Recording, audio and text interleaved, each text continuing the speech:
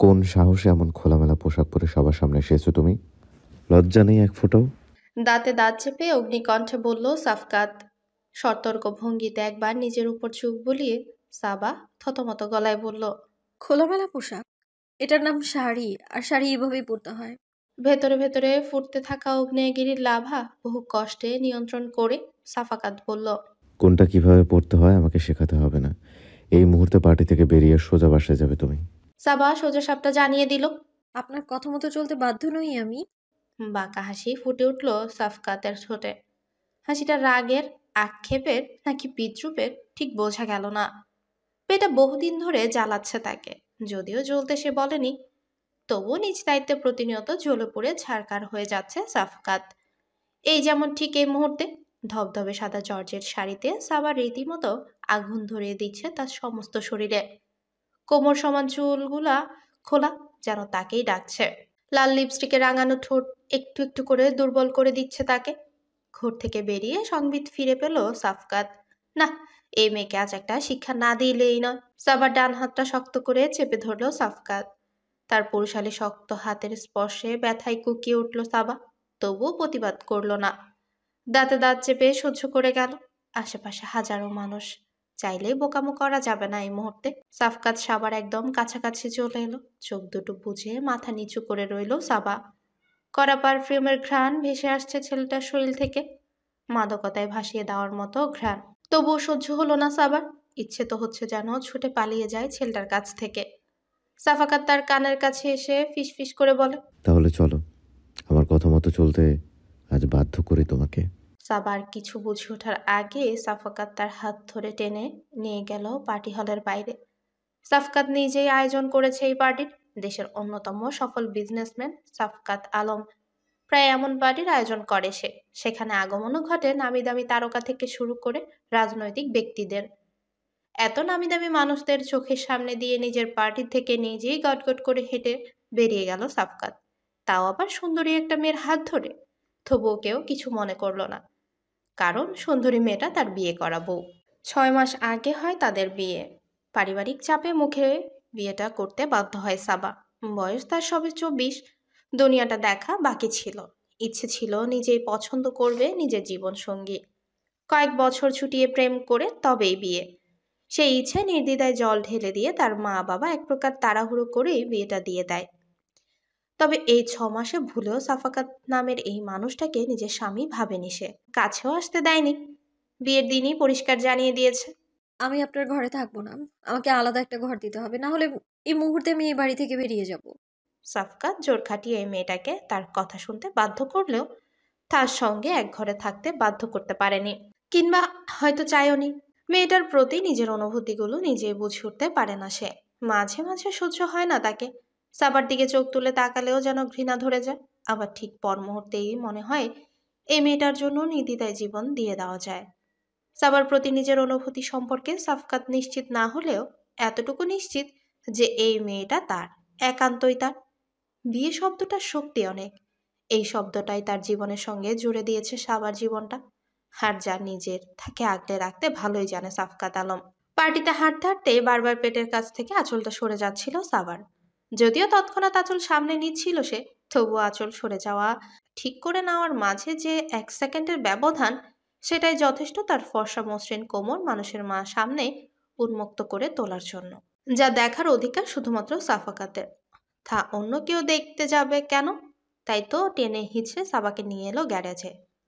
সাফাকাতের BMW কারের কাছে আসতেই সাবা ঝড়ের গতিতে হাতটা ছাড়িয়ে নিয়ে বলল, ছাড়ুন, কোন অধিকারে কন্ট্রোল করেন আপনি আমায়?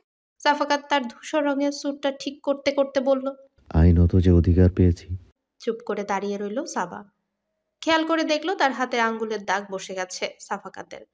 রাগে রীতিমতো গা জ্বলে উঠল তার। সাফাকাত রীতিমতো আদেশের সুরে বলল। গাড়িতে ওঠো। জেদ ধরে দাঁড়িয়ে রইল সাবা। এই লোকের যে জিনিসটা তার সব থেকে অসহ্য লাগে সেটা হলো তার কথার বলার ধরন। এমনভাবে সাবার সঙ্গে কথা বলে যেন তার কিনে নেওয়া গোলাম সে। পরিবারের আদরের ছোট মেয়ে সাবা, আদরে আদরেই বড় হয়েছে। এমন দুর্ব্যবহার তাই সাহসা সহ্য হয় না। সাফাকাত হুমকি সুরেই বলে, এক কথা কিন্তু দুইবার বলতে আমি পছন্দ করি না। সাবা লম্বা লম্বা পা ফেলে গাড়ির ভেতরে গিয়ে বসে, ভয় পেয়ে নয়, রাগে বিরক্ত হয়ে। সাফাকাত সাবার থেকে 9 বছরের বড়। বয়সের এই পার্থক্যটা খুব বেশি মনে হয়? সাবার কাছে অবশ্য মনে হয় না। তার বাবা মায়ের থেকে 12 বছরের বড়, দাদা দাদির থেকে বড় 15 বছরের। বয়সের পার্থক্যই স্বাভাবিক তার কাছে। জীবনসঙ্গী হিসেবে নিজের থেকে বয়সে বড় কাউকে চেয়েছিল। তবে যদি সে জানতো বয়সে বড় এই ছেলেটা এমন তীব্র শাসনের মাঝে রাখবে তাকে, ভুলেও সে আশা করতো না। মাঝে মাঝে বড্ড অসহায় লাগে সাবার। ভবিষ্যতের চিন্তায় অস্থির হয়ে ওঠে সে। পরিবারের মন রাখতে বিয়েতে রাজি হয়েছে সে, তবে এই ছেলের সঙ্গে আজীবন কাটানোর প্রশ্নই ওঠে না। কি করে মুক্তি পাবে এই গোলক ধাঁধা থেকে সে? সাফকাত ড্রাইভ করছে। পার্টি হল থেকে বাড়ির দূরত্ব 15 মিনিটের। রাত 11টা বাজছে বলেই রাস্তা আপাতত দৃষ্টিতে ফাঁকাই পেল। ড্রাইভ করতে করতে সাফকাত ধমকের সুরে বলল, কোনো কমন সেন্স নাই তোমার? কিসে সাংবাদিকতা করো? জানো না এসব পার্টিতে কেমন মানুষ আসে? তাও এমন সাজ দিয়ে কেন গিয়েছিলে? যেন কতগুলো ব্যাটা লোভী নজর দিচ্ছিল তোমার দিকে। সাবা তাচ্ছিলের হাসি দিয়ে বলে, আপনাদের পুরুষদের কাজই তো মেয়েদের দিকে লোভী নজর দেয়া। আমি সেজে গিয়েছি, যে মেয়ে না সেজে গিয়েছে তার দিকেও লোভী নজর দিয়েছিল তারা। পুরুষদের লোভী নজরে আমরা অভ্যস্ত। সাফকাত ভ্রু কুচকে বলে, নীতিবাক্য শোনাতে যাবেন আমাকে? বিবাহিত জীবনে যে কোনো সমস্যার সমাধান খুব সহজেই হতে পারে যদি দুটো মানুষ একে অপরের সঙ্গে কথা বলে, একে অপরের কথা শোনে, একে অপরকে বুঝতে চেষ্টা করে। যদিও সাফকাতকে সাবা স্বামী হিসেবে স্বীকার করে না, তবু এই সত্যটা তো আর অস্বীকার করার কোনো উপায় নেই। জানো, আইনত তারা বিবাহিত। সাবা তাই সমস্যার কথাটা খুলে বলার চেষ্টা করলে সাফাকাত, আপনাকে 1000বার বলেছি এই বিয়েটা একটা অ্যাক্সিডেন্ট ছিল।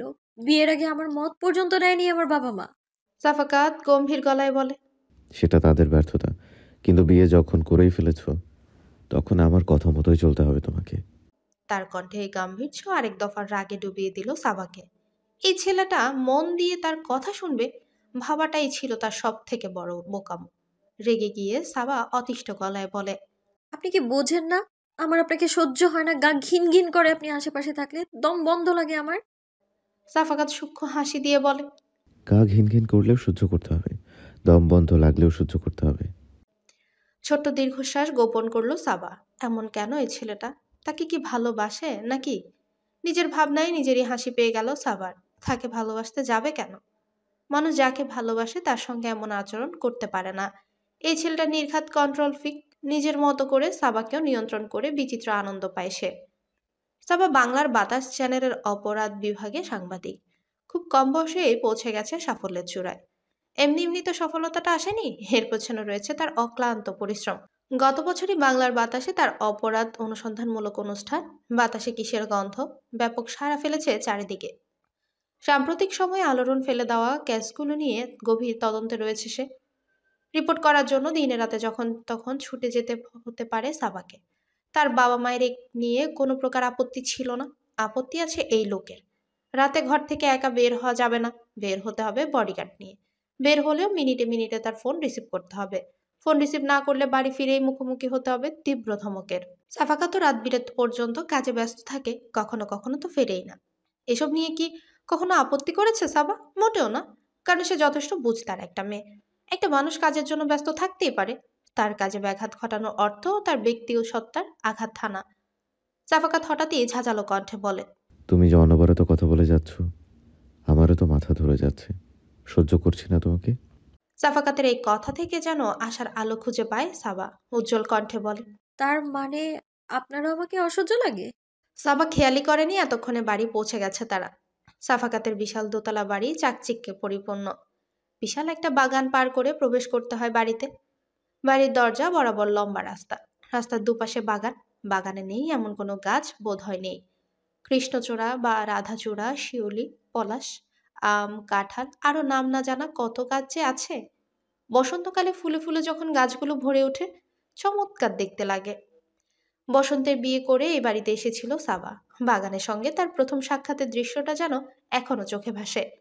সাফাকাত গাড়ি থেকে নেমে দৃপ্ত হাতে হাঁটা শুরু করলো বাগানের মাঝের রাস্তাটা দিয়ে। সাবা তড়িঘড়ি করে গাড়ি থেকে নেমে তার পিছু নিল। ছুটতে ছুটতে সাফাকাতের সঙ্গে নিজের পদক্ষেপ মিলিয়ে সাবা শান্ত ভঙ্গিতে বলল, দেখুন, আপনার আমাকে সহ্য হয় না, আমারও আপনাকে সহ্য হয় না। এভাবে একসাথে থাকার দরকারটাই বা কি বলুন?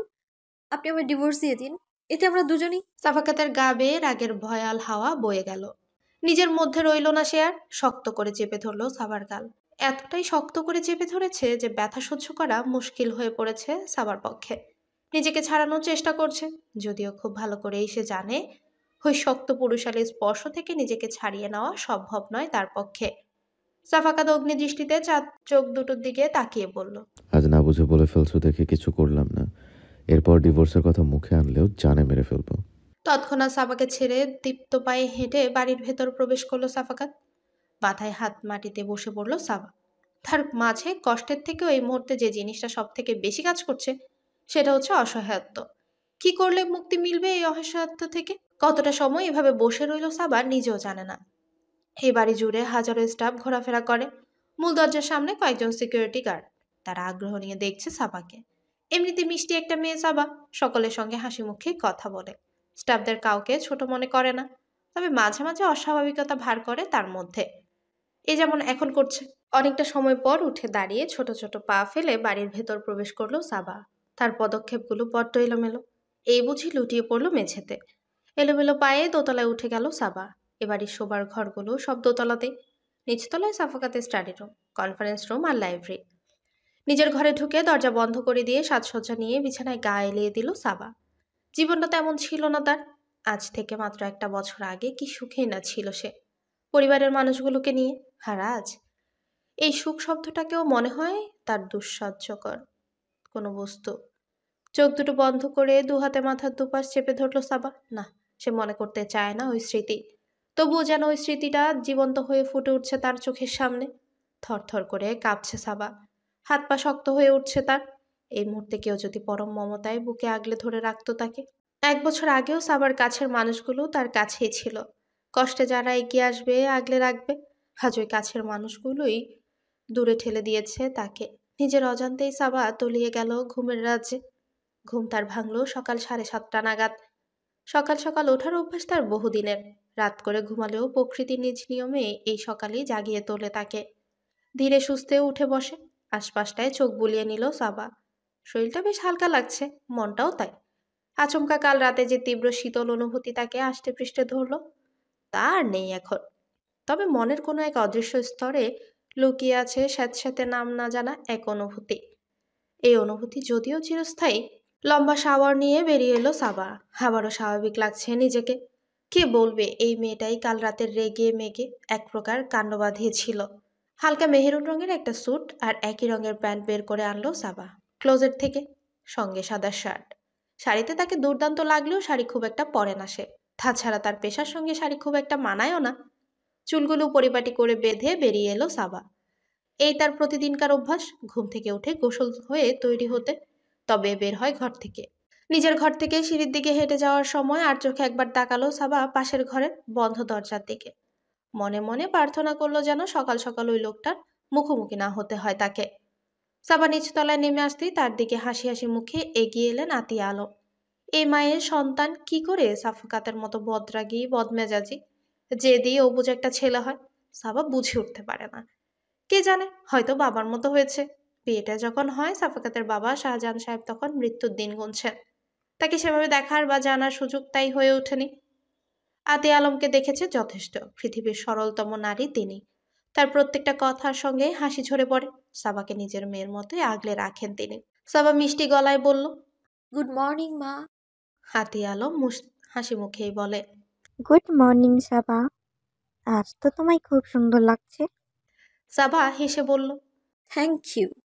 আতিয়া আলম কৌতূহলী গলায় বললেন, কাল রাতে তোমরা দুটো অমন তাড়াহুড়ো করে বেরিয়ে এলে কেন পার্টি থেকে? আর তো ফিরেও এলে না। সাবা কি বলবে ভেবে পেল না। তার সঙ্গে সাফাকাতের সম্পর্ক যে মোটেও স্বাভাবিক নয়, জানতে বাকি নেই তার শাশুড়ি মায়ের।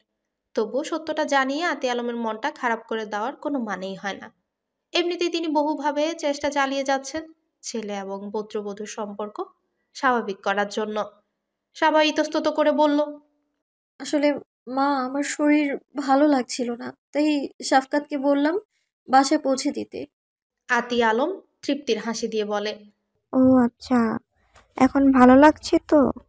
সাবা ঘাড় কাত করে জানালো তার ভালো লাগছে। ভদ্রমহিলাকে মিথ্যে বলতে তার বড়ই খারাপ লাগে। মিথ্যে বলতে হচ্ছে শুধুমাত্র তার গুণধর ছেলের কৃপায়। সাবা কাল রাতের ওই পার্টিতে গিয়েছিল আতিয়া আলমের মন রাখতে। তিনি এত করে বলেছিলেন, সাবা না করতে পারেনি। আতিয়া আলম বললেন, তুমি বসে পড়ো মা, আমি একটু পরে খাবো। ডাইনিং হলে প্রবেশ করতেই সাবা দেখলো শামা কর্নফ্লেক্স নিয়ে বসে আছে। এক হাতে চামচ দিয়ে বাটিতে নাড়াচাড়া করছে, আর এক হাতে ফোন ধরে রেখেছে। ইন্টারনেট জগতে মেয়েটার স্থায়ী বসবাস। মাঝে মধ্যে বাস্তব জগতে আসে বেড়াতে। সাফাকাতের এই ছোট্ট বোনের সঙ্গেও কোনো মিল খুঁজে পাওয়া যাবে না তার। সামা প্রচন্ড লক্ষ্মী একটা মেয়ে, এই বাড়িতে সাবার অন্যতম একজন বন্ধু। সাফকাতের সঙ্গে বিয়েটা সাবা এখনো মেনে নিতে না পারলেও আপন করে নিয়েছে তার পরিবারের মানুষগুলোকে। সাবা সামার বিপরীতে থাকা চেয়ারটায় বসতে বসতে বলে, কি শামা, আজ থেকে নতুন সেমিস্টার শুরু হচ্ছে নাকি?